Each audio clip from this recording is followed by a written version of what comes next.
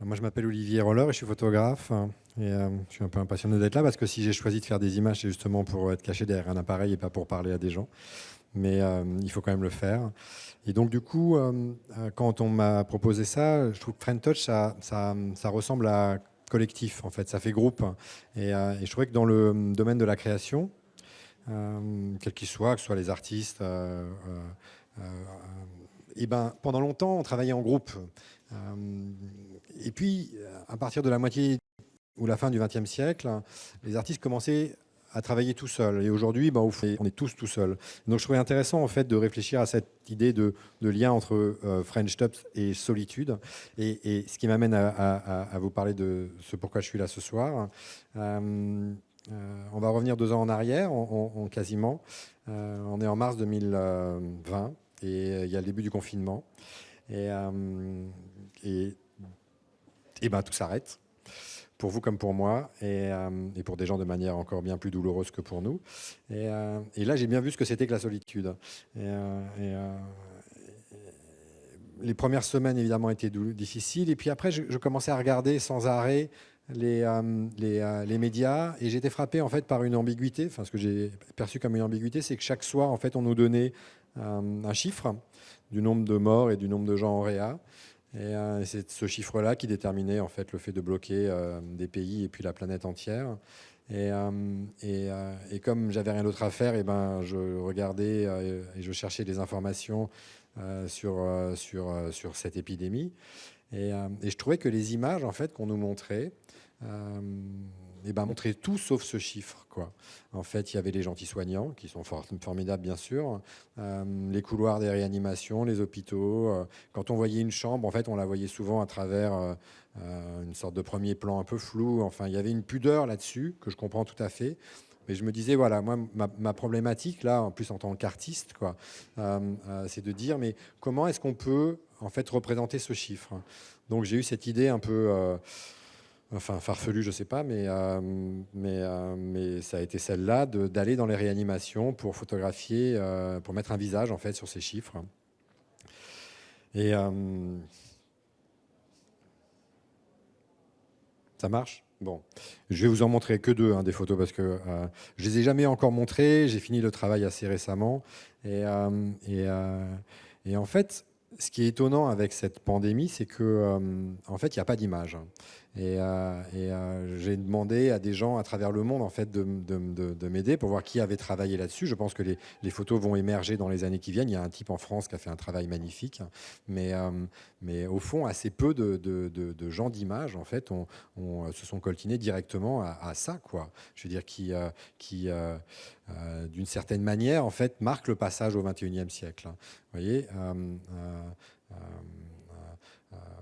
on arrive dans un siècle, en fait, notre modernité, elle est basée sur le numérique. Et ce numérique-là, en fait, il est dans une invisibilité. On fonctionne sur les réseaux de manière relativement cachée, et elle est aussi basée sur la viralité.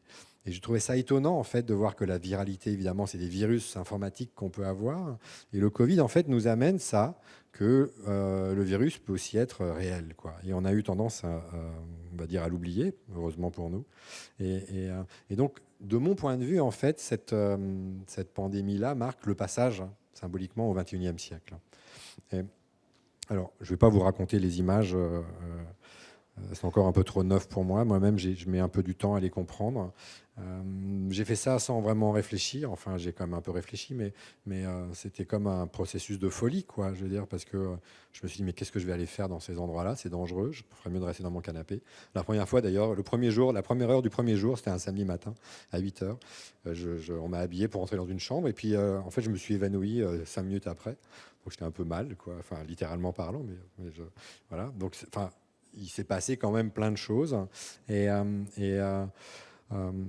voilà, pour moi, il y avait quelque chose d'indispensable en fait à faire là. Et puis cette couleur rouge que vous voyez, c'était une façon en fait de décaler la réalité, parce que quelqu'un dans un lit, ben on voit bien ce que c'est. Ce que je trouvais étonnant, en fait, avec le Covid, c'est que, vous voyez, quand quelqu'un a eu un accident, qu'il est un peu cabossé, on se dit, bah, lui, il va pas bien, quoi. Et on peut comprendre l'ampleur du problème. Là, en fait, vous et moi, bah, on se retrouve avec des tuyaux et on peut mourir. Et je trouvais ça, là encore, par rapport à ce que je disais tout à l'heure, sur cette invisibilité, ce passage au XXIe siècle, hein, cette spécificité, en fait, de cette maladie qui, même avec le sida en fin de vie, en fait, dans les années 80, fin 80, le corps était marqué de plusieurs manières. Là, il ne l'était pas. Et du coup, le rouge, en fait, c'était une façon symbolique de faire part de l'irradiation, en fait, de tenter de montrer qu'il y avait là quelque chose qui agissait. Voilà. Et puis, je vous montre une deuxième image, et puis voilà. Ah non. Bah voilà, c'est pas mal aussi. En noir, c'était pas mal. Ah, c'était celle-là? Bon. Elle était déjà là? D'accord, elle l'a passée toute seule, hein. Bon. Donc, je me souviens plus de la première, mais c'est pas très grave. Et vous voyez, en fait, ce monsieur avec des... ah oui. Ce monsieur avec des tuyaux partout, on est dans l'homme augmenté, quoi. Et je trouve que là, il y a encore quelque chose qui m'interpelle. Moi, je ne suis pas un intellectuel, hein, je suis là pour faire. À un moment donné, j'ai ce pressentiment qu'il faut faire quelque chose parce que par ailleurs, ce n'est pas montré. Et donc, il faut aller le faire. Et puis après, d'autres s'en empareront, quoi. J'espère que ces images elles rejoindront des collections publiques. Enfin, après, c'est plus mon histoire. Et la dernière chose que je voulais vous dire, c'est que après avoir fait ces photos-là, parce qu'en effet, les gens sont dans le coma, c'est daté, donc je ne peux pas leur demander l'autorisation. À ce moment-là, je ne me sentais pas d'aller voir les familles que je croisais des fois en leur disant, au fait, je suis en train de faire des photos là, de votre proche qui va peut-être mourir. Est-ce que vous voulez pas me signer un papier, s'il vous plaît? Donc j'ai attendu plusieurs mois après, et puis avec les services de réanimation, en fait, on a fait des courriers à chacun. Et là, depuis quelques mois, j'ai fait un peu une pause parce que c'était un peu lourd.